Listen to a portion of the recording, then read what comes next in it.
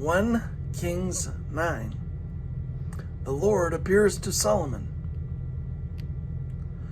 When Solomon had finished building the temple of the Lord and the royal palace, and had achieved all he had desired to do, the Lord appeared to him a second time, as he had appeared to him at Gibeon. The Lord said to him, I have heard the prayer and plea you have made before me. I have consecrated this temple, which you have built, by putting my name there forever.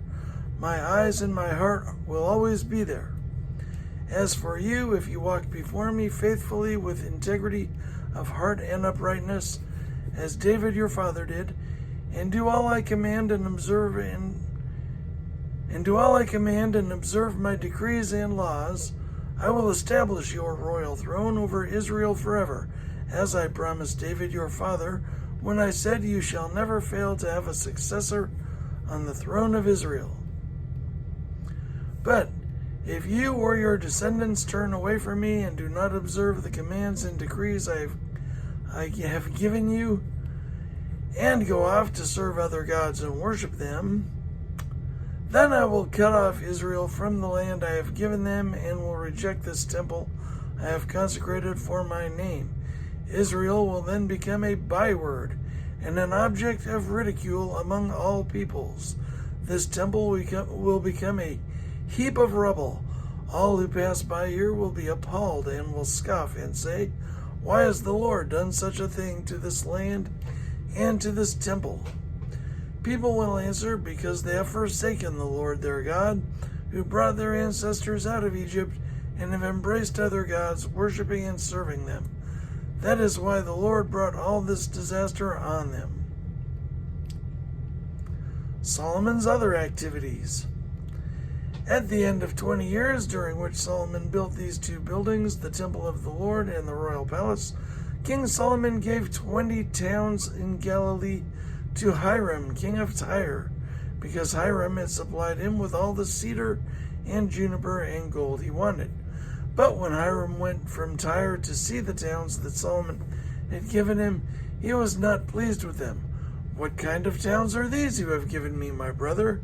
He asked, and he called them the land of Kabul, a name they have to this day. Now Hiram had sent to the king 20 talents of gold. Here is the account of the forced labor. King Solomon conscripted to build the Lord's temple, his own palace, the terraces, the wall of Jerusalem, and Hazor, Megiddo, and Gezer. Pharaoh, king of Egypt, had attacked and captured Gezer.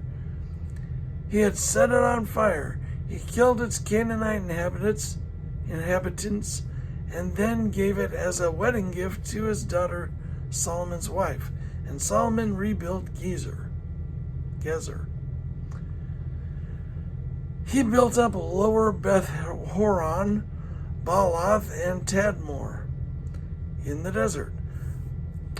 He built up Lower Beth Horon, Baalath, and Tadmor in the desert, within his land, as well as all his store cities and the towns of his chariots, and for his horses, whatever he desired to build in Jerusalem, in Lebanon, and throughout all the territory he ruled. There were still people left from the Amorites, Hittites. There were still people left from the Amorites, Hittites, Perizzites, Hivites, and Jebusites. These people were not Israelites. Solomon conscripted the descendants of all these peoples remaining in the land, whom the Israelites could not exterminate to serve. Solomon conscripted the descendants of all these peoples remaining in the land, whom the Israelites could not exterminate, to serve as slave labor, as it is to this day. But Solomon did not make slaves of any of the Israelites. They were his fighting men. His government officials, his officers, his captains, and the commanders of his chariots and charioteers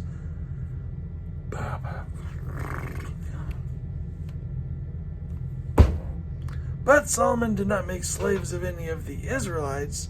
They were his fighting men, his officials, his fighting men, his government officials, his officers, his captains, and the commanders of his chariots and charioteers. They were also the chief officials in charge of Solomon's projects, 550 officials supervising those who did the work. After Pharaoh's daughter had come up from the city of David to the palace Solomon had built for her, he constructed the terraces. 3 times a year, Solomon sacrificed burnt offerings and fellowship offerings on the altar he had built for the Lord, burning incense before the Lord along with them, and so fulfilled the temple obligations. King Solomon also built ships at Ezion-Geber, which is near Elath in Edom, on the shore of the Red Sea, and Hiram sent his men, sailors who knew the sea, to serve in the fleet with Solomon's men. They sailed to Ophir and brought back 420 talents of gold, which they delivered to King Solomon.